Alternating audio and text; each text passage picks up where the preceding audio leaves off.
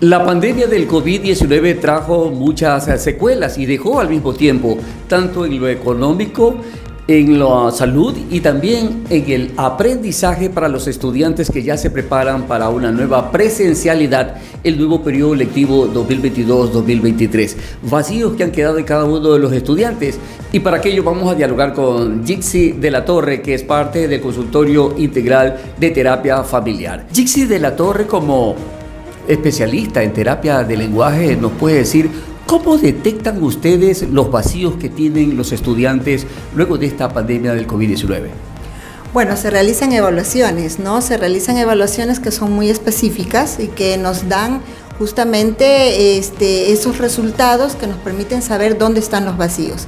En el caso de los niños en edad escolar, se aplican pruebas de aprendizaje de todas las áreas, ¿no? Que reúnen todas las áreas, lo que es matemáticas, lo que es la lectura, lo que es la memoria, la atención, todas aquellas destrezas y habilidades que ya deberían haber desarrollado por su edad cronológica y que son las que les permiten llegar a un aprendizaje correcto, ¿no? En este nuevo año escolar.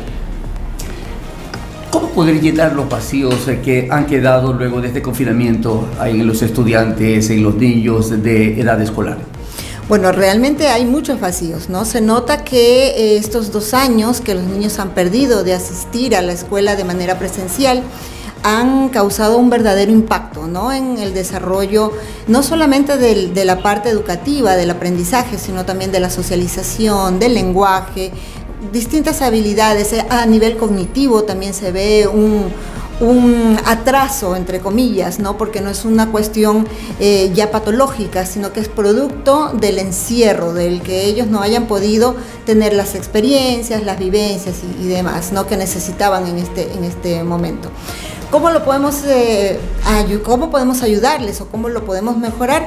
A través de los refuerzos, ¿no? Estos refuerzos se pueden realizar en casa, con los mismos padres, se pueden hacer con una maestra particular, se pueden hacer en centros especializados como el nuestro, donde pues contamos con el personal psicopedagógico que se necesita para manejar las áreas y para que los niños vayan consiguiendo llenar esos vacíos, ¿no? Que es lo que más nos preocupa en este momento.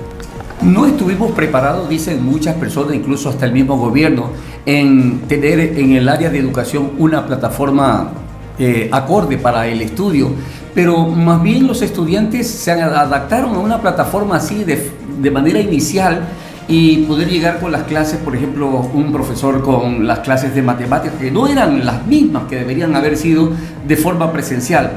¿Cree usted que a lo mejor la internet en casa hubo mucha distracción a lo mejor?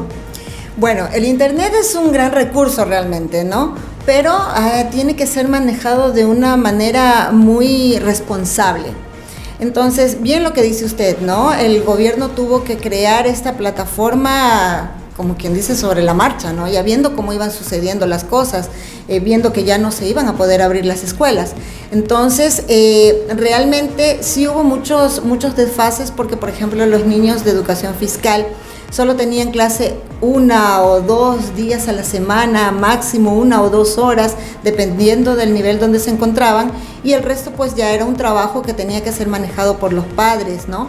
Y no siempre los padres estuvieron en casa, al principio quizás sí, porque el teletrabajo, pero luego ya tuvieron que volver a sus actividades presenciales, e incluso durante el teletrabajo, pues era muy demandante, ¿no? Entonces los niños estaban muchas veces solos frente a la pantalla, no había un apoyo, una retroalimentación, no había tiempo suficiente de uso de la plataforma como para que ellos pudieran entenderla desde el principio, de qué se trataba, cómo tenían que usarla y demás. Así que pues todas esas situaciones fueron complicando el desarrollo normal de los estudiantes, ¿no? Y el desarrollo también de su aprendizaje. El desarrollo de la lectura y también de la escritura, seguramente en este nuevo periodo lectivo van a ser deficientes. Deficientes en el aspecto porque no han hecho la práctica de la lectura, peor de la escritura. Esas letras van a ser pero terribles cuando las vean los profesores.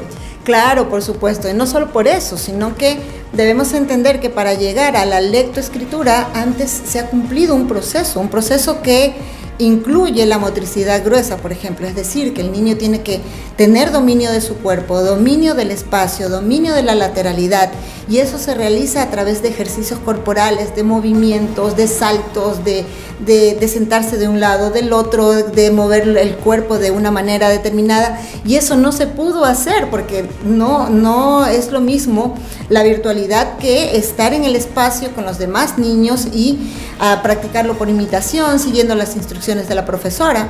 Entonces esas fases se saltaron, esos procesos no pudieron llevarse adecuadamente. Entonces, lógico, si no tenemos un proceso previo a la lectoescritura, ¿cómo podemos esperar que ahora nuestros niños lean y escriban correctamente? Y hasta la práctica física fue deficiente. Mire que tenemos niños gordos, muchos obesos, a lo mejor, porque más cerca le quedaba la nevera a su habitación. ¿Cómo o qué recomendación le daría usted a los padres de familia, por ejemplo, cuando ellos puedan auscultar algo en cada uno de sus hijos y puedan buscar los especialistas?